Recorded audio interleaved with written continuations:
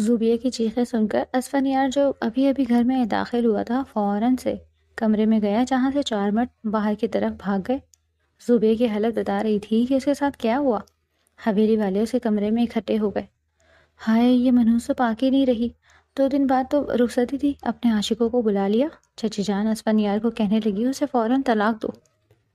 میرا یقین کرے، میں پاک دامن ہوئے سے کچھ نہیں ہوا۔ طلاق کی بات پر زوبیہ اسفندیار کے پاؤں میں گر گئی۔ اسفندیار نے سب کو باہر بھیجا۔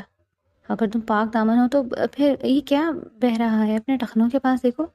اوپر سے بہہ کر سرخ مادہ اس کے کپڑے اور فرش داغدار۔ حویلی کی بھاری بھرکم لکڑی کے دروازے کو جیسے ہی اسفندیار نے دھکیلا، ایک ایسی وحشتناک چیخ نے اس کا استقبال کیا جس نے فضا کا سینہ چاک کر دیا۔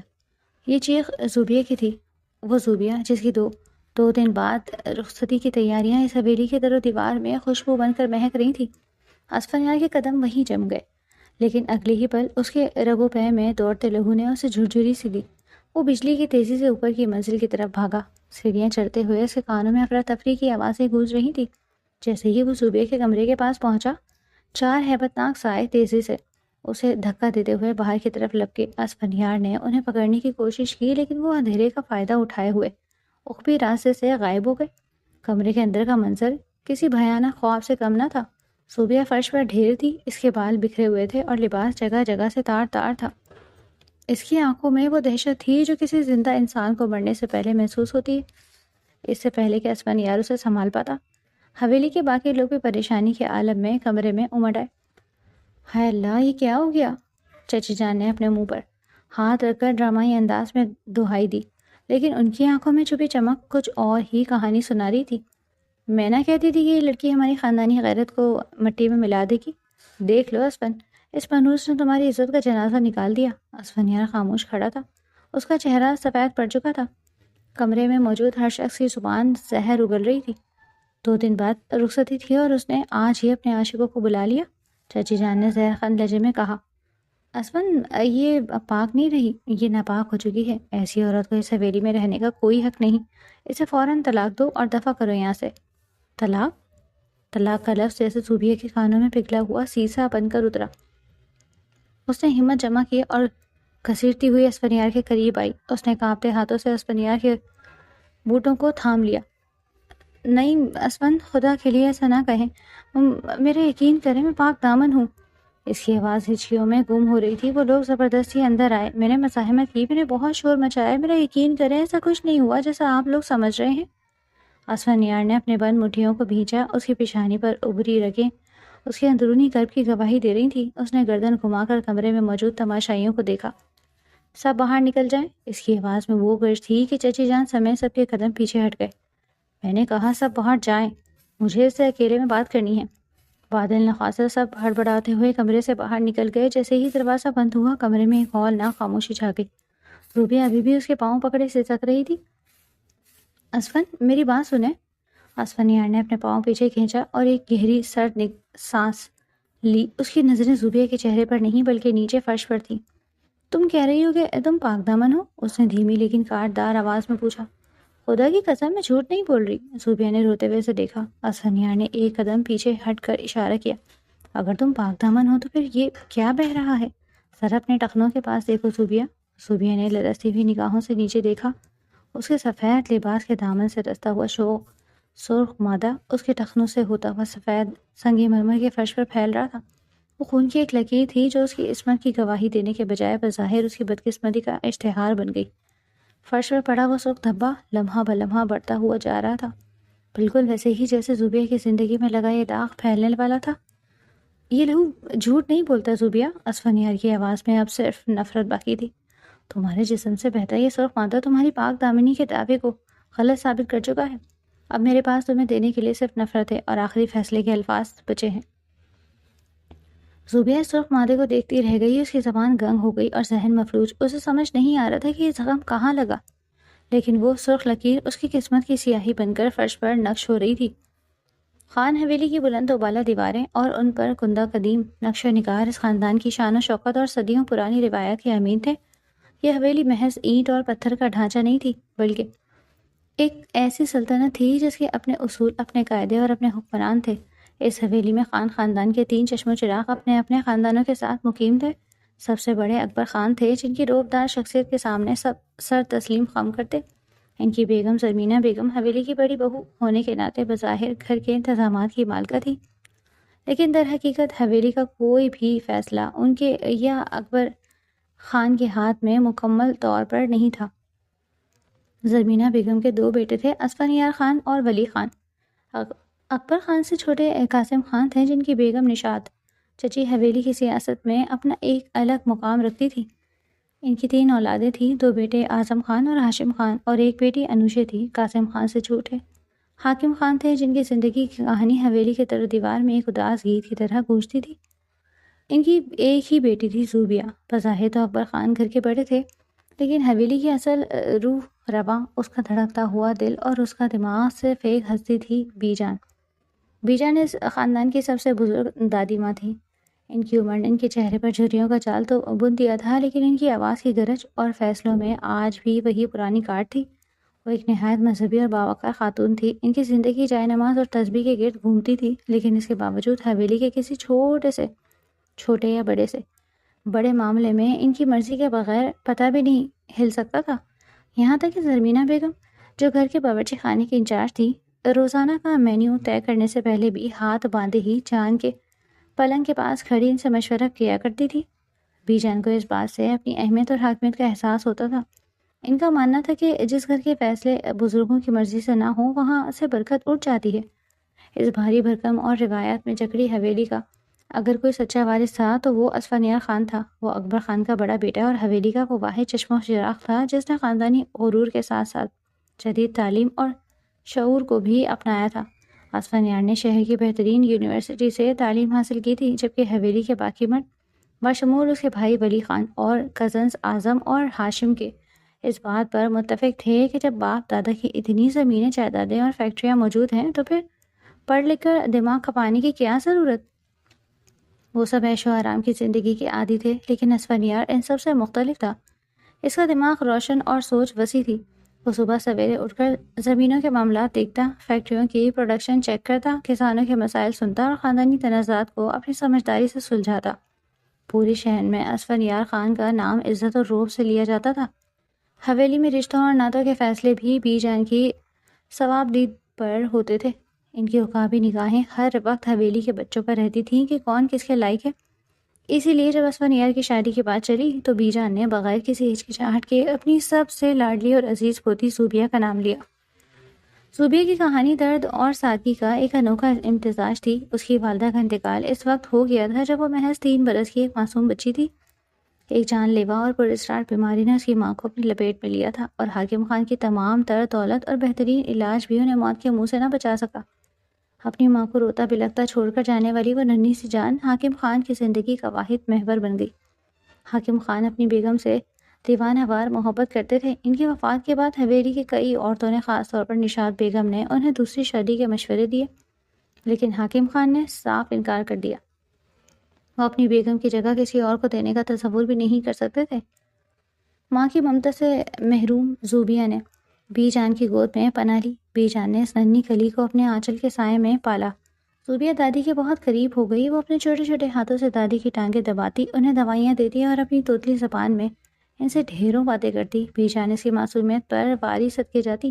یہی وجہ تھی کہ زوبیہ حویلی کی باقی لڑکیوں کی طرح آزاد خیال اور شوق نہیں تھی۔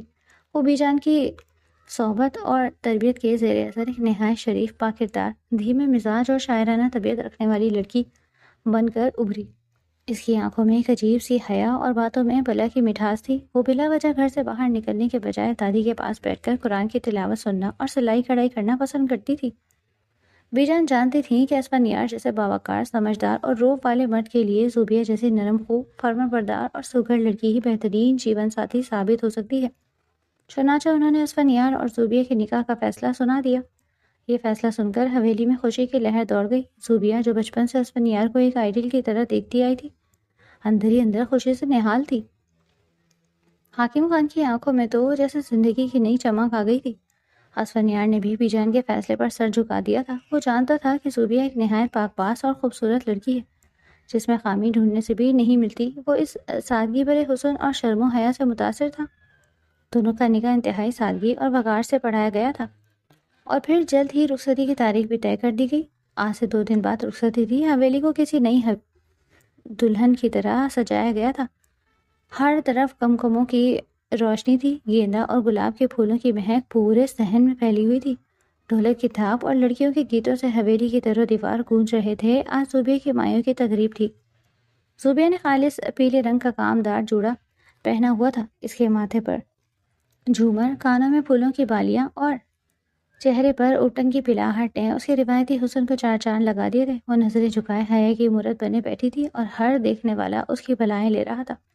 اسفندیار بھی مردانے سے گزرتے ہوئے ایک نظر اسے دیکھتے جھکا، اور وہ ایک نظر اس کے دل میں کئی دیپ جلا گئی تھی۔ وہ اپنے نصیب پر خوش تھا۔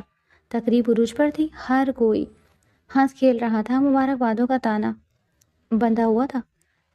زرمینہ بیگم خوشی سے پھولے نہیں سما رہی تھی، جبکہ نشاط چچی کے چہرے پر ایک عجیب سی مسکراہٹ تھی جس میں کہیں نہ کہیں حسد کی رمق موجود تھی، کیونکہ ان کی خواہش تھی کہ اسفندیار کا رشتہ ان کی بیٹی انوشا سے ہو۔ مائیوں کی تقریب کے اختتام پر جب رات گہری ہو چلی اور حویلی کے مکین تھک ہار کر اپنے اپنے بستروں کی طرف چلے گئے تو زوبیہ کو بھی اس کے کمرے میں پہنچا دیا گیا۔ اسفندیار کو حویلی کی کچھ فیکٹریوں کے اچانک اور ضروری معاملات کی وجہ سے شہر کی طرف جانا پڑ گیا۔ اس کا ارادہ صبح جلدی واپس آنے کا تھا، لیکن کام اس قدر الجھا ہوا تھا کہ اسے نمٹاتے نمٹاتے آدھی رات گزر گئی۔ جب وہ اپنی گاڑی حویلی کے پورچ میں کھڑی کر کے اندر داخل ہوا تو ہر طرف ہو کا عالم تھا۔ حویلی پر ایک پرسکون خاموشی طاری تھی، لیکن یہ خاموشی طوفان کا پیش خیمہ تھی۔ وہ تھکے ہوئے قدموں سے سیڑھیاں چڑھ کر اوپر کی منزل کی طرف آیا جہاں زوبیہ کا کمرہ تھا۔ اس کی نظر بے ساختہ زوبیہ کے کمرے کے دروازے کی طرف اٹھی اور وہیں اس کے قدم زمین میں گڑ گئے۔ اس نے دیکھا کہ زوبیہ کے کمرے کا دروازہ کھلا اور 4 نامعلوم ہٹے کٹے مرد تیزی سے باہر نکلے۔ ان کے چہروں پر ایک عجیب سی وحشت اور گھبراہٹ تھی۔ اسفندیار کو دیکھتے ہی وہ بوکھلا گئے اور اگبی زینے کی طرف اندھا دھند بھاگے۔ اسفندیار کا دماغ جیسے سن ہو گیا۔ وہ سمجھ نہیں پا رہا تھا کہ یہ سب کیا ہے، یہ کون لوگ تھے اور اتنی رات گئے زوبیہ کے کمرے میں کیا کر رہے تھے۔ مردوں کا یوں رات کے پچھلے پہر کسی جوان لڑکی کے کمرے سے نکلنا، یہ ایک ایسا خیال تھا جس نے اسفندیار کی غیرت کو جیسے کوڑے مارے۔ اس کی رگوں میں خون کھولنے لگا۔ وہ دیوانہ وار کمرے میں داخل ہوا اور جو منظر اس نے وہاں دیکھا اس نے اسفندیار کی دنیا الٹ کر رکھ دی۔ زوبیہ مائیوں کے اسی پیلے جوڑے میں فرش پر پڑی تھی۔ کمرے کا سامان بکھرا ہوا تھا جیسے کوئی شدید مزاحمت ہو۔ زوبیہ کے بال الجھے ہوئے تھے، اس کا لباس تار تار تھا اور وہ خوف اور دہشت سے بری طرح ہانپ رہی تھی۔ اس کی وہ دل دوست چیخ جس نے حویلی کی خاموشی کو توڑا ابھی تک اسفندیار کے کانوں میں گونج رہی تھی۔ اس سے پہلے کہ وہ زوبیہ سے کچھ پوچھ پاتا، حویلی کے لوگ چیخ سن کر جاگ اٹھے اور بھاگتے ہوئے کمرے میں جمع ہو گئے۔ زوبیہ بیگم، اکبر خان، حاکم خان اور سب سے آگے نشاط چچی۔ ہائے میرے اللہ، یہ کیسا غضب ٹوٹ پڑا اس گھر پہ۔ نشاط چچی نے سینہ پیٹتے ہوئے وہ پہلا وار کیا جس نے اسفندیار کے ہوش اڑا دیے۔ ان کی تیز چبھتی ہوئی آواز نے پورے کمرے کو اپنی لپیٹ میں لے لیا۔ 2 دن بعد رخصتی تھی اور اس نے اپنے عاشقوں کو بلا لیا۔ میں نے کہتی تھی زرمینہ بھابھی، یہ مری ہوئی ماں کی بچی حد سے زیادہ شرافت کا لبادہ اوڑے پھرتی ہے۔ اندر سے ہی کیا گل کھلا رہی تھی، آج سب کے سامنے آ گیا۔ خدا کا خوف کرے نشاط بھابھی۔ حاکم خان اپنی بیٹی کی حالت دیکھ کر پاگلوں کی طرح آگے بڑھے، لیکن اکبر خان نے انہیں سختی سے روک دیا۔ رکو حاکم، پہلے یہ دیکھنے دو کہ اس لڑکی نے ہمارے خاندان کی عزت کے ساتھ کیا کیا ہے۔ اکبر خان کی آواز میں غضب تھا۔ اسفندیار بت بنا کھڑا تھا۔ اس کے سامنے اس کی محبت، اس کی منقوہہ ذلیل ہو رہی تھی، لیکن اس کے اپنے ذہن میں ان 4 مردوں کے سائے ناچ رہے تھے۔ اسفندیار، نشاط چچی اس کے قریب آئیں اور اس کے کندھے کو جھنجھوڑا۔ تم کیا سوچ رہے ہو؟ اس لڑکی نے پورے خاندان کے منہ پر کالک مل دی ہے، یہ پاک نہیں رہی، یہ غلیظ ہو چکی ہے، اسے فوراً طلاق دو، ابھی اسی وقت۔ زوبیہ جو صدمے اور خوف سے نڈھال تھی، طلاق کا لفظ سن کر جیسے موت کے منہ سے واپس آئی۔ وہ گھٹنوں کے بل گھسٹتی ہوئی آگے بڑھی اور اسفندیار کے پاؤں سے لپٹ گئی۔ میرا یقین کریں اسفن، میں پاک دامن ہوں، میں نے کچھ نہیں کیا، مجھے نہیں پتا وہ کون تھے۔ وہ زبردستی کھڑکی سے اندر آئے، میں نے بہت شور مچایا لیکن کسی نے نہیں سنا، میرا یقین کریں ایسا کچھ نہیں ہوا۔ وہ ہچکیاں لیتے ہوئے روتے ہوئے اسفندیار کے قدموں میں گر گئی۔ اسفندیار نے کانپتے ہوئے ہاتھوں سے سب کو کمرے سے باہر نکلنے کا اشارہ کیا۔ جب سب چلے گئے تو اس نے زوبیہ کی طرف دیکھا۔ اس کی آنکھوں میں زوبیہ کے لیے محبت، درد اور غصہ سب گڈمٹ ہو چکے تھے۔ وہ اس لڑکی کی شرافت کا قائل تھا، لیکن جو منظر اس نے دیکھا تھا وہ اس کے دماغ پر ہتھوڑے برسا رہا تھا۔ اگر تم پاک دامن ہو تو پھر یہ کیا بہہ رہا ہے زوبیہ؟ اپنے ٹخنوں کے پاس دیکھو، اسفنیار کی آواز کسی شکستہ سانس کی طرح تھی۔ زوبیہ نے نیچے دیکھا۔ پیلے جوڑے پر بکھرتا وہ سرخ داغ، فرش پر گرتا ہوا خون جو اس بات کی گواہی دے رہا تھا کہ اسے کوئی گہرا زخم آیا ہے، لیکن نشاد چچی کے الفاظ نے اس خون کے قطرے کو عصمت کی پامالی کا نشان بنا دیا۔ اسفن، زوبیہ کے ہونٹ کانپے۔ مجھے نہیں پتا، مجھے انہوں نے دھکا دیا تھا، شاید کسی شیشے پر گری ہوں، لیکن خدا کی قسم میرے جسم کو کسی نے ہاتھ تک نہیں لگایا۔ میں تمہاری امانت ہوں اسفن۔ اسفنیار نے آنکھیں بند کر لی۔ نشاد چچی کی آواز اس کے دماغ میں گونج رہی تھی، اسے فوراً طلاق دو۔ اسفنیار خان جو پورے شہر کے فیصلے کرتا تھا، جو حویلی کا سب سے مضبوط مرد تھا، آج اپنی ہی ذات کے کٹہرے میں کھڑا ڈول رہا تھا۔ کیا وہ اپنی آنکھوں پر یقین کرے؟ ان چار بھاگتے ہوئے مردوں پر، اس خون پر، یہ زوبیہ کے آنسوؤں پر جن میں اس نے ہمیشہ صرف سچائی دیکھی تھی؟ طلاق کا لفظ اس کی زبان کے کنارے پر آ کر رک گیا۔ وہ نہیں جانتا تھا کہ سچ کیا ہے، اور یہ لا علمی اسے اندر ہی اندر کھوکھلا کر رہی تھی۔ حویلی کے دالانوں میں پھیلی ہوئی وہ پورے اسرار اور خوفناک خاموشی اسفنیار کے اعصاب پر ہتھوڑے برسا رہی تھی۔ کمرے میں زوبیہ کو اس کی سسکیوں کے ساتھ چھوڑ کر وہ تیز قدموں سے بیجان کے کمرے کی طرف بڑھا، جو حویلی کے سب سے پرسکون گوشے میں واقع تھا۔ بیجان کا کمرہ ہمیشہ سندل کی خوشبو سے مہکا کرتا تھا، لیکن آج وہاں کی ہوا بھی بوجھل محسوس ہو رہی تھی۔ اسفنیار نے لرزتے ہاتھوں سے دروازہ کھولا اور اندر داخل ہوا۔ بیجان اپنی جائے نماز پر بیٹھی دعا کے لیے ہاتھ اٹھائے ہوئے تھی، لیکن جیسے ہی انہوں نے اسفنیار کے چہرے کی سردی اور آنکھوں کی وحشت دیکھی، ان کے ہاتھ وہیں تھم گئے۔ اسفن، بیٹا یہ کیا حال بنا رکھا ہے تم نے؟ بیجان کی آواز میں تشویش کی لہر دوڑ گئی۔ اسفنیار کے قدموں میں ڈھیر ہو گیا۔ اس کا ضبط جواب دے چکا تھا۔ اس نے اپنا چہرہ بیجان کے گھٹنوں میں چھپا لیا اور وہ سب کچھ بیان کر دیا جو اس نے اپنی آنکھوں میں دیکھا تھا۔ چار مردوں کا فرار، زوبیہ کی حالت، وہ خون کے دھبے اور نشاد چچی کی زہریلے جملے۔ جوں جوں وہ بولتا گیا، بیجان کا چہرہ سفید پڑتا گیا۔ ایک لمحے کے لیے تو ان کا سانس بھی رک گیا، جیسے کسی نے ان کے بوڑھے وجود پر پہاڑ رکھ دیا ہو، لیکن اگلے ہی لمحے انہوں نے اپنے لرزتے ہاتھوں سے اسفنیار کے سر پر ہاتھ پھیرا۔ اسفن، میری بات سنو بیٹا۔ بیجان کی آواز میں ایک ایسی مضبوطی تھی جس نے اسفن کو سر اٹھانے پر مجبور کر دیا۔ مجھے زوبیہ پر مکمل یقین ہے، وہ میری گود میں پلی ہے، میں نے اسے اپنے ہاتھوں سے سینچا ہے، وہ لڑکی ایسی ہو ہی نہیں سکتی، وہ تو پھول کی پتی کو مسلتے ہوئے ڈرتی ہے، وہ اتنی بڑی خطا کیسے کر سکتی ہے؟ اسفنیار نے دیوانہ وار اپنے بال نوچے اور کرب سے چلایا۔ بیجان، تو پھر آپ ہی بتائیں کہ یہ سب کیا ہے؟ میں کس بات کا یقین کروں؟ اپنی آنکھوں پر جو ان چار مردوں کو اس کے کمرے سے نکلتے ہوئے دیکھ رہی تھی، یا اس وقت مادے پر جو اس کے لباس کو داغدار کر رہا تھا؟ میری غیرت پکار پکار کر کہہ رہی ہے کہ کچھ غلط ہوا ہے، بہت غلط ہوا ہے۔ بیجان کی آنکھوں میں آنسو آ گئے، لیکن اس کا لہجہ اب بھی اٹل تھا۔ بیٹا، آنکھیں اکثر وہ دکھاتی ہیں جو دکھایا جاتا ہے، وہ نہیں جو حقیقت ہوتی ہے۔ یہ سب کوئی بہت بڑی سازش ہے اسفن، کوئی ایسا ہے جو اس حویلی کی بنیادوں کو ہلانا چاہتا ہے، کوئی ہے جو زوبیہ کی معصومیت کو ڈھال بنا کر تمہیں برباد کرنا چاہتا ہے۔ اسفنیار ہذیانی انداز میں ہنسا، ایک ایسی ہنسی جس میں صرف درد تھا۔ سازش؟ بیجان، اگر یہ سازش ہے تو اتنی بھیانک کیوں؟ زوبیہ کے کمرے میں وہ مرد کیا کر رہے تھے؟ وہ اس کے قریب کیسے پہنچے؟ اور وہ خون کس بات کی گواہی دے رہا ہے؟ نشاد چچی تو صاف کہہ رہی ہیں کہ اسے طلاق دے دو، پورا خاندان مجھ پر تھو تھو کرے گا اگر میں نے اسے اپنائے رکھا۔ بیجان نے اسفنیار کا چہرہ اپنے ہاتھوں کے پہلے میں لیا۔ نشاد کی باتوں میں مت آؤ، اس کی زبان ہمیشہ سے زہر اگلتی رہی ہے۔ اسفن، تم خان حویلی کے وارث ہو، جذباتی ہو کر فیصلہ مت کرو۔ اگر تم نے آج زوبیہ کا ساتھ چھوڑ دیا تو وہ جیتے جی مر جائے گی، اسے تمہاری ضرورت ہے۔ مجھے کس کی ضرورت ہے بیجان؟ اسفنیار نے پکار کر پوچھا۔ مجھے اس سچ کی ضرورت ہے جو مجھے سکون دے سکے۔ اس وقت زوبیہ کے پاس سپائے رونے اور میں پاک ہوں کہنے کے کوئی ثبوت نہیں، میں کس بنیاد پر اس کا دفاع کروں؟ بیجان خود بھی گہری سوچ میں مبتلا ہو گئی۔ ان کا ذہن ماضی کے دریچوں میں بھٹکنے لگا۔ وہ جانتی تھیں کہ حویلی کے اندرونی حسد اور دشمنیاں کتنی گہری ہو سکتی ہیں۔ کیا یہ ممکن تھا کہ کسی نے زوبیہ کو بے ہوش کر کے یہ سارا منظر تیار کیا ہو، یا پھر واقعی ان چاروں مردوں کا مقصد کچھ اور تھا؟ اسفن، بیجان نے ٹھہرے ہوئے لہجے میں کہا، مجھے تھوڑا وقت دو، میں خود زوبیہ سے بات کروں گی، لیکن یاد رکھنا اگر تم نے جلد بازی میں کوئی ایسا فیصلہ کیا جس سے ایک معصوم کی زندگی اجیرن ہو جائے تو تم کبھی خود کو معاف نہیں کر پاؤ گے۔ اسفنیار خاموشی سے بیجان کے کمرے سے باہر نکل آیا، لیکن اس کے دماغ میں ابھی بھی وہی منظر رقص کر رہا تھا۔ وہ حویلی کے برآمدے میں ٹہلنے لگا، ہر آہٹ سے ان چار مردوں کی یاد دلاتی تھی۔ اسے ایسا لگ رہا تھا جیسے حویلی کی دیواریں اس پر ہنس رہی ہیں، دوسری طرف بیجان نے اپنی تصویر رکھی اور ایک گہری آہ بھری۔ وہ جانتی تھیں کہ معاملہ صرف پاک دامنی کا نہیں تھا بلکہ خان حویلی کے ساکھ کا تھا۔ اگر زوبیہ پر لگا یہ داغ نہ دھویا گیا تو یہ داغ صرف زوبیہ کا نہیں بلکہ اسفندیار اور پوری حویلی کا مقدر بن جائے گا۔ اے اللہ، سچ کو ظاہر کر دے۔ انہوں نے آسمان کی طرف دیکھ کر دعا مانگی۔ اس بچی کی لاج رکھ لے جس کا تیرے سوا کوئی سہارا نہیں۔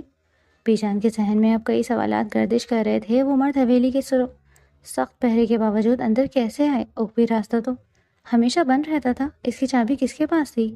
وہ سب سے بڑھ کر نشاط اتنی جلدی وہاں کیسے پہنچ گئی جیسے وہ پہلے سے ہی اس لمحے کی منتظر ہو؟ خاموشی کی تہوں میں چھپے یہ سوالات کسی بڑے طوفان کی نشاندہی کر رہے تھے۔ بیجان کو احساس ہو گیا تھا کہ دشمن گھر کے اندر ہی چھپا ہوا ہے۔ وہ اس کا ہدف صرف زوبیہ نہیں بلکہ اسفندیار کی وہ طاقت تھی جو اس حویلی کو متحد رکھے ہوئے تھی۔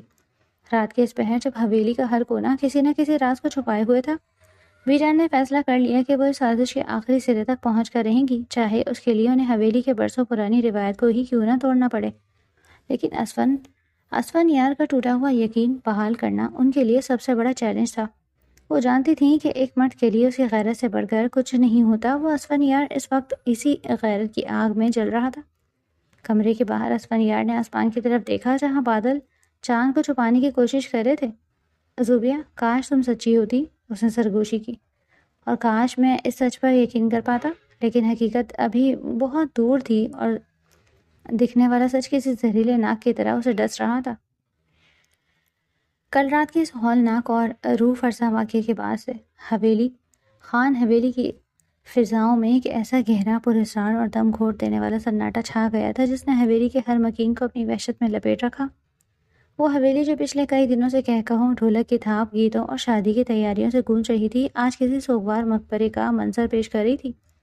در و دیوار پر لگی کمکموں کی لڑیاں اب بھی موجود تھیں، لیکن ان کی روشنی جیسے اپنی چمک کھو چکی تھی۔ گیندا اور موتیا کی وہ خوشبو جو دلہن کے روح کو مہکانے کے لیے لائی گئی تھی اب بوجھل اور اداس لگ رہی تھی۔ اس حب زدہ ماحول میں سب سے زیادہ کربناک حالت زوبیہ کی تھی۔ وہ اپنے کمرے میں فرش پر گھٹنوں میں سر دیے بیٹھی تھی۔ اس کی آنکھیں رو رو کر سرخ انگارہ ہو چکی تھیں اور آنسوؤں کا سیلاب تھمنے کا نام ہی نہیں لے رہا تھا۔ اس کے پیلے مائیوں کے جوڑے پر لگا وہ سرخ داغ اس کے لیے موت کا پروانہ بن چکا تھا۔ وہ خود سے، دیواروں سے اور اپنے خدا سے سوال کر رہی تھی کہ وہ اپنی بے گناہی کا یقین کیسے دلائے۔ وہ ان پتھر دل لوگوں کو کیسے بتائے کہ اس کے ساتھ کچھ نہیں ہوا تھا۔ وہ چاروں نامعلوم مرد بس اچانک کھڑکی کے راستے کمرے میں داخل ہوئے تھے۔ انہوں نے آتے ہی وحشتناک انداز میں کمرے کی چیزیں بکھیرنا شروع کر دی۔ زوبیہ نے دیکھ کر خوف کے مارے جم گئی۔ جب اس نے سنبھل کر مزاحمت کی اور چیخنے کی کوشش کی تو انہوں نے اسے زور سے دھکا دیا جس سے وہ شیشے کی میز سے ٹکرا کر گری اور اسے زخم آیا۔ اور پھر اس سے پہلے کہ وہ کچھ اور کر پاتے یا زوبیہ کو سمجھ پاتی، وہ اسی تیزی سے کمرے سے فرار ہو گئے۔ اس نے اپنی عصمت کو بچانے کے لیے مزاحمت کی تھی اور وہ بالکل پاک تھی، لیکن ظالم دنیا کو دکھانے کے لیے اس کے پاس اپنی سسکیوں کے سوا کوئی ثبوت نہیں تھا۔ وہ اسفندیار کی نظروں میں آئی ہوئی وہ حقارت اور بے یقینی کیسے بھول سکتی تھی؟ ایسے میں دروازے کی ہلکی سی آہٹ ہوئی اور بیجان کمرے میں داخل ہوئی۔ ان کے چہرے پر صدیوں کی تھکن اور دکھ رقم تھا۔ زوبیہ کی بکھری ہوئی ٹوٹی ہوئی حالت دیکھ کر ان کے بوڑھے دل پر جیسے کسی نے آری چلا دی ہو۔ زوبیہ نے دیکھتے ہی بلا کر ان کے قدموں سے لپٹ گئی۔ بیجان، خدا کی قسم میں پاک ہوں، میں نے کچھ نہیں کیا بیجان، مجھے بچا لیں۔ وہ ہچکیوں کے درمیان بمشکل بول پا رہی تھی۔ بیجان نے خاموشی سے جھک کر اسے اپنے گلے سے لگا لیا۔ ان کی اپنی آنکھوں سے آنسو بہہ کر زوبیہ کے بکھرے بالوں میں جذب ہونے لگے۔ انہوں نے اسے کوئی دلاسا نہیں دیا کیونکہ وہ جانتی تھیں کہ اس وقت زوبیہ کو الفاظ کی نہیں انصاف کی ضرورت تھی۔ چونکہ ان دونوں کی رخصتی کل ہوئی تھی، اس لیے پورے گھر میں اس حوالے سے ایک عجیب سی کشمکش تھی۔ کسی کی ہمت نہیں ہو رہی تھی کہ وہ اس موضوع پر بات کرے۔ سب کی نظریں بیجان کے حجرے کی طرف لگی ہوئی تھی کہ وہ کیا فیصلہ کرتی ہے۔ لیکن بیجان، جو ہمیشہ حویلی کے فیصلے سیکنڈوں میں کر دیا کرتی تھی، اس وقت جان بوجھ کر خاموش تھی۔ وہ ابھی اس معاملے میں کوئی حتمی فیصلہ نہیں کر پائی تھی، بلکہ وہ صرف یہ دیکھنا چاہتی تھی کہ آخر اسفندیار کے دل میں کیا چل رہا ہے۔ اس کی رگوں میں دوڑنے والا خاندانی خون، اس کی غیرت اور اس کی محبت، ان سب میں سے جیت کس کی ہوتی ہے وہ کیا فیصلہ کرے گا؟ لیکن اسفندیار نے کل رات سے اپنے ہونٹ سی لیے تھے۔ اس نے کسی سے ایک لفظ نہیں کہا تھا اور اپنے آپ کو مردانے میں محدود کر لیا تھا۔ رخصتی کا دن سر پر کھڑا تھا اور حالات کی نزاکت کو سمجھتے ہوئے بھی جان نے ایک زبردست سیاسی چال چلی۔ انہوں نے رات میں ہی شہر بھر میں اور خاندان کے تمام مہمانوں کو اطلاع بھجوا دی تھی کہ اچانک ان کی طبیعت شدید خراب ہو گئی ہے، جس کی وجہ سے رخصتی کی تقریب کچھ دنوں کے لیے مؤخر کی جا رہی ہے۔ بظاہر تو ایک معقول وجہ تھی، لیکن خاندان کے لوگ، جن کی ناک ہمیشہ خبریں سونگھنے کے لیے تیار رہتی تھی، سمجھ گئے تھے کہ حویلی کی اونچی دیواروں کے پیچھے کوئی نہ کوئی سنگین معاملہ ضرور پیش آیا ہے۔ دوسری طرف نشاط چچی اس موقع کا بھرپور فائدہ اٹھا رہی تھی۔ وہ پہلے ہی رات بھر میں اپنی دبی دبی سرگوشیوں اور حویلی زہریلی زبان سے سارے خاندان اور حویلی کے نوکروں میں یہ بات مشہور کر چکی تھیں کہ زوبیہ ایک بد کردار لڑکی ہے۔ اس نے شرافت کا لبادہ اوڑھ رکھا تھا اور اپنی رخصتی سے ایک دن پہلے رات کے اندھیرے میں اپنے عاشقوں کو کمرے میں بلا رکھا تھا۔ زوبیہ کے کردار کی دھجیاں اڑائی جا رہی تھی۔ حاکم خان اور اپنی بیٹی کی عزت پر جان چھڑکتے تھے۔ ذلت اور رسوائی کے اس خوفناک تماچے کے بعد اپنے کمرے میں بند ہو کر رہ گئے تھے۔ ان کے کمرے سے ساری رات صرف ان کے کھانسنے اور سسکنے کی آواز آتی رہی۔ ذلت ان کے دروازے پر ایک خونخوار بھیڑیے کی طرح کھڑی تھی۔ اسی رات کے پچھلے پہر جب حویلی کا ہر فرد اپنے اپنے اندیشوں میں گھرا ہوا تھا، اسفن اپنے کمرے کی کھڑکی میں کھڑا باہر کا تاریک منظر دیکھ رہا تھا۔ آسمان پر چاند بادلوں کی اوٹ میں چھپنے کی کوشش کر رہا تھا۔ اسفن یار کے ہاتھ میں سلگتا ہوا سگریٹ تھا، جس کا دھواں فضا میں تحلیل ہو رہا تھا۔ وہ عام طور پر کبھی سگریٹ نہیں پیتا تھا، یہ اس کی عادت نہیں تھی، لیکن آج حالات اس قدر الجھ گئے تھے، اس کا دماغ اس قدر سن ہو چکا تھا کہ اس نے اپنے اندر کے دکھ، غصے اور بے بسی کو بلانے کے لیے سگریٹ سلگا لی۔ وہ زوبیہ کی روتی ہوئی صورت اور ان چار مردوں کے سائے کے درمیان پھنس کر رہ گیا تھا۔ وہ کھڑکی میں کھڑا اسی گہری اور اذیتناک سوچ میں گم تھا کہ اچانک اسے حویلی کے پچھلے حصے، جہاں پرانے درختوں کا جھنڈ اور کچھ سرونٹس کوارٹر تھے، اور وہاں اندھیرے میں دو سائے حرکات کرتے ہوئے نظر آئے۔ اتنی رات گئے جب پوری حویلی موت کے سے سناٹے میں ڈوبی ہوئی تھی، وہاں کسی کا ہونا غیر معمولی بات تھی۔ اسفن یار نے آنکھیں سکیڑ کر بغور دیکھا۔ وہ دونوں سائے آپس میں کھڑے بات کر رہے تھے، اور ان کے کھڑے ہونے کے انداز سے صاف لگ رہا تھا کہ ان کے بیچ کوئی خفیہ اور سنگین بحث چل رہی ہے۔ اسفن یار چونکا۔ اس کی شکاری دماغ میں فوراً خطرے کی ایک تیز گھنٹی بجی۔ اس نے سگریٹ کو وہیں کھڑکی کی طاق پر مسلا اور تیزی سے بغیر کوئی آواز پیدا کیے اپنے کمرے سے نکلا۔ وہ سیڑھیاں اتر کر اوپری دالان سے ہوتا ہوا حویلی کے پچھلے حصے کی طرف چلا آیا۔ اندھیرے اور درختوں کی اوٹ کا فائدہ اٹھاتے ہوئے وہ دبے قدموں ان سایوں کی بالکل قریب پہنچ گیا۔ دیوار کے پیچھے چھپ کر اس نے سانس روکی اور کان لگا دیے۔ وہاں پہنچتے ہی جو آواز اس کے کانوں میں پڑی، اس نے اسفن یار کے قدموں تلے سے زمین کھینچ لی۔ وہ آواز نشاط چچی کی تھی۔ ان کا لہجہ دھیما تھا، لیکن اس میں ایک عجیب سی گھبراہٹ اور غصہ ملا ہوا تھا۔ میں تجھے سچ کہہ رہی ہوں شیرا، اب میرے پاس اور پیسے نہیں ہیں۔ نشاط چچی کی سرگوشی رات کے سناٹے میں صاف سنائی دے رہی تھی۔ تجھے کتنے پیسے دوں میں؟ پہلے ہی تو اس رات کے بہانے سے بلیک میل کر کے مجھ سے 10 لاکھ روپے اینٹ چکا ہے، اب 1 روپیہ بھی اوپر نہیں دوں گی میں تجھے۔ کم بخت، ابھی تک میرا کام بھی مکمل نہیں ہوا۔ وہ منحوس لڑکی ابھی تک اس گھر میں موجود ہے اور میری رقم الگ چلی گئی۔ افسردہ اور جھنجھلائے ہوئے لہجے میں اس آدمی سے کہہ رہی تھی۔ تبھی دوسری طرف سے شیرا نامی اس شخص کی بھاری مکروہ اور لالچ سے بھری آواز سنائی دی، جس نے اسفن یار کی رگوں میں دوڑتے خون کو جما دیا۔ بس کرو باجی، مجھے مت سکھاؤ، میں اچھی طرح جانتا ہوں تم لاکھوں کی مالکن ہو۔ یہ 10-20 لاکھ تو تمہارے لیے کچھ بھی نہیں، اور تم احسان مانو میرا۔ ویسے بھی تمہاری ہی وجہ سے ہم نے اس لڑکی کو اس دن کچھ نہیں کہا تھا، ورنہ، شیرا نے ایک غلیظ ہنسی ہنستے ہوئے کہا، ورنہ اتنی جوان معصوم اور خوبصورت لڑکی دیکھ کر کس کے منہ میں پانی نہیں آتا۔ اگر تم نے ہمیں فری ہینڈ دیا ہوتا، ہمیں روکا نہ ہوتا، تو یقین جانو ہم چاروں دوست اس دن خوب مزہ کرتے اور تمہارا کام بھی پکا ہو جاتا۔ لیکن تمہاری وجہ سے میرے ہاتھ بندھے ہوئے تھے۔ تم نے قسم دی تھی کہ اسے ہاتھ نہیں لگانا، صرف ڈرانا اور منظر بنانا۔ اس لیے میں نے اپنے دوستوں کے بھی ہاتھ باندھ دیے۔ پر اب آئندہ ایسا نہیں ہوگا۔ اب مجھے مزید 10 لاکھ روپے کا بندوبست کر کے دو، ورنہ اس کے بعد تو کون اور میں کون؟ میں جا کر اکبر خان کو سچ بتا دوں گا۔ شیرا کے ان غلیظ اور شرمناک الفاظ نے اسفن یار کے دماغ کی رگیں پھاڑ کر رکھ دی۔ اس کا دل چاہا کہ ابھی آگے بڑھ کر اس شیرا نامی درندے کی بوٹیاں نوچ لے، لیکن وہ شدت سب سے اپنی مٹھیاں بھیجے کھڑا رہا۔ وہ نشاط چچی کا اگلا جواب سننا چاہتا تھا۔ نہیں شیرا، خدا کے لیے سمجھنے کی کوشش کر، میرے پاس اور پیسے نہیں ہیں ابھی۔ نشاط چچی کی آواز میں اب گڑبڑاہٹ تھی۔ ہاں، اگر ہوئے تو میں تجھے ضرور دے دوں گی، میں تیرا حق نہیں مانوں گی، لیکن ابھی تو یہاں سے جا، حویلی کے ارد گرد نظر نہ آ مجھے۔ حالات بہت خراب ہیں، ورنہ کسی کو شک ہو گیا تو بھی پھنسے گا اور مجھے بھی ساتھ پھنسائے گا۔ نشاط چچی نے ہاتھ جوڑتے ہوئے کہا اور تیزی سے 2 قدم پیچھے کی طرف ہٹی۔ لیکن جیسے ہی انہوں نے مڑ کر حویلی کی طرف جانے کے لیے قدم بڑھائے، ان کے سامنے ایک قد آور سایہ نمودار ہوا۔ اندھیرے میں اسفندیار خان اپنی پوری ہیبت اور جلال کے ساتھ ان کے سامنے کھڑا تھا۔ اسے وہاں دیکھ کر نشاط چچی کے قدموں تلے سے زمین نکل گئی۔ ان کا چہرہ خوف سے پیلا پڑ گیا، آنکھیں پھٹی کی پھٹی رہ گئیں اور حلق سے آواز تک نہ نکلی۔ ان کی حالت اس چور جیسی تھی جو رنگے ہاتھوں پکڑا گیا ہو۔ شیرا، جو حویلی کا ایک پرانا اور بدماش قسم کا ملازم تھا، اسفندیار کو وہاں کھڑا دیکھ کر صورتحال کی نزاکت سمجھ گیا اور ایک لمحہ ضائع کیے بغیر اندھیرے کا فائدہ اٹھاتے ہوئے دیوار پھلانگ کر وہاں سے بھاگ کھڑا ہوا۔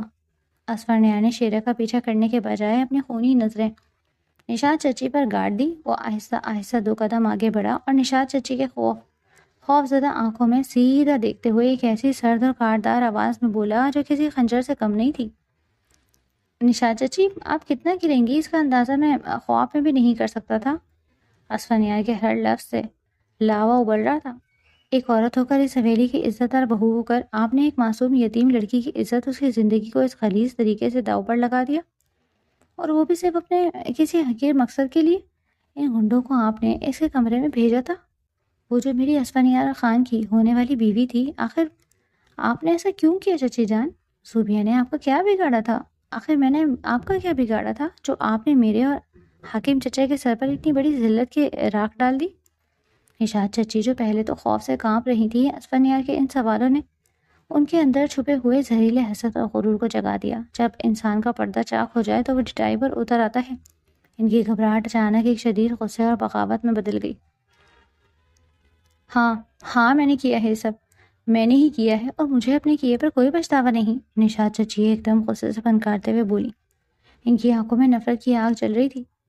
تم پوچھتے ہو کیوں کیا؟ تو سنو اسفندیار، تم نے اس زوبیہ کو پسند کیا، بیجا نے تمہارا رشتہ اسے طے کر دیا، جبکہ میری انوشا تمہیں بچپن سے پسند کرتی رہی اور تمہارے نام کی مالا جپتی رہی، اور وہ دل و جان سے چاہتی تھی کہ اس کی شادی تم سے ہو۔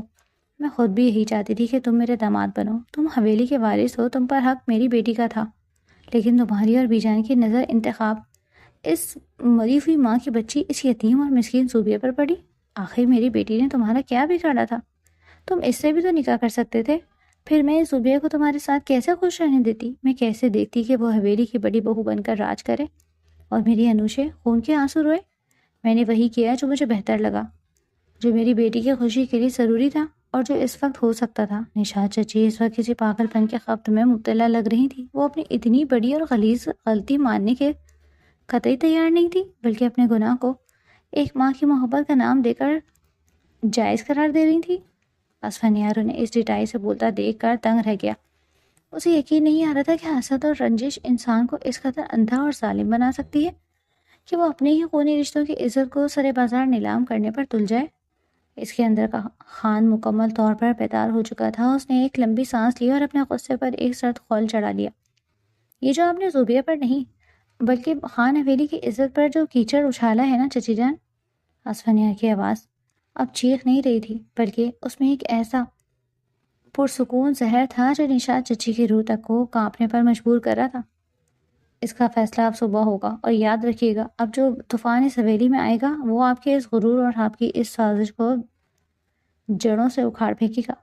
آپ کو اپنے کیے کی ایسی سزا بھگتنی ہوگی جو اس خاندان کی آنے والی نسلیں بھی یاد رکھیں گی۔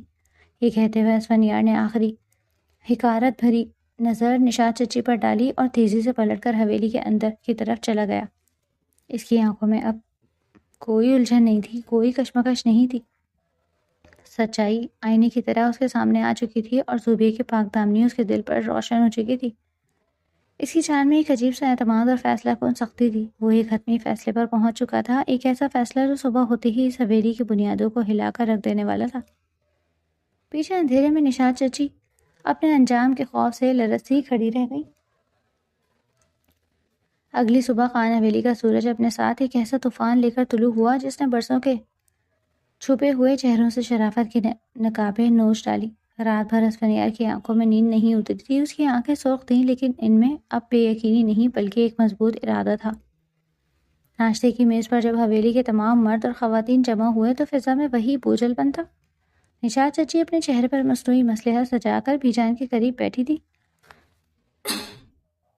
جیسے انہیں رات کے واقعے کا کچھ علم ہی نہ ہو۔ زوبیہ اپنے کمرے میں مقیم تھی اور حاکم خان سر جھکائے خاموش بیٹھے تھے۔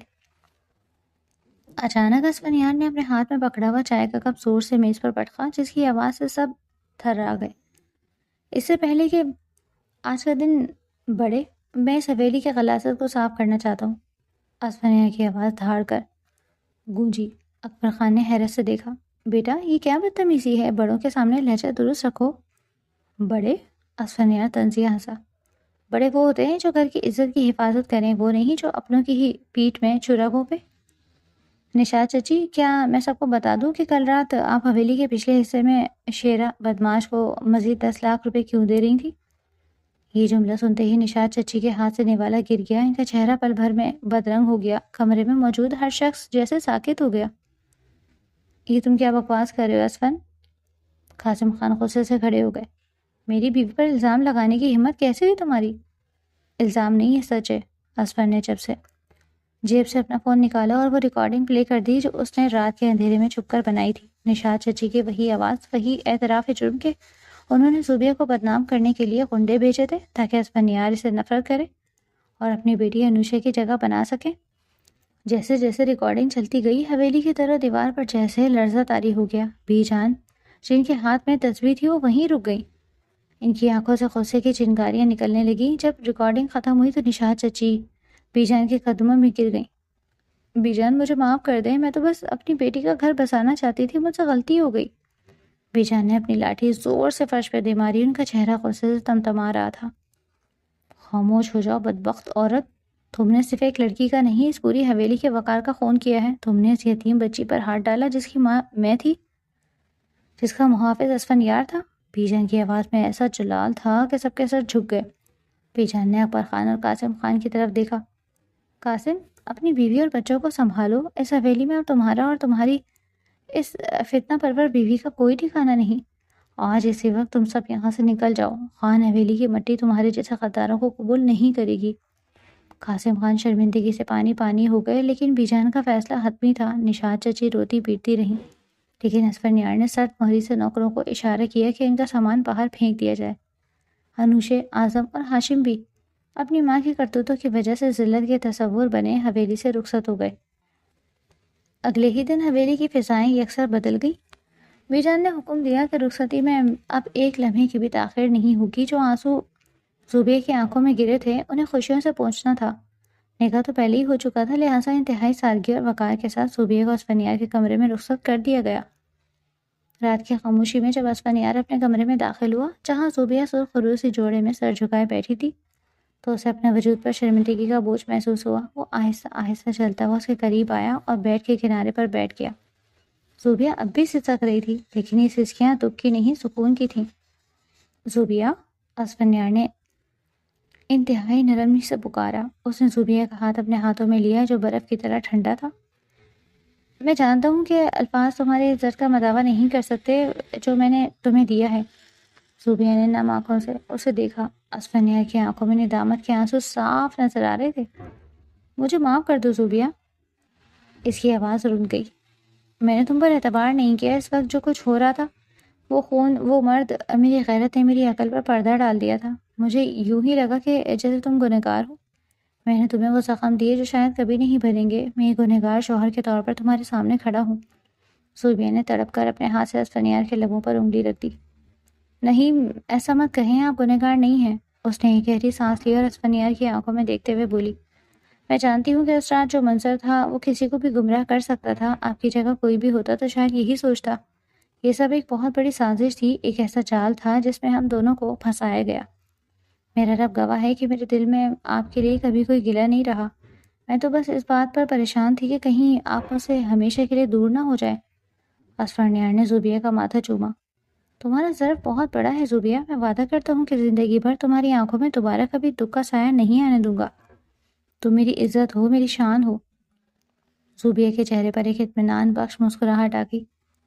شکر ہے اس پاک پروردگار کا جس نے سچ کو بر وقت بے نقاب کر دیا۔ اگر وہ رات آپ نے انہیں باتیں کرتے نہ دیکھا ہوتا تو شاید آج ہم کبھی ایک نہ ہو پاتے۔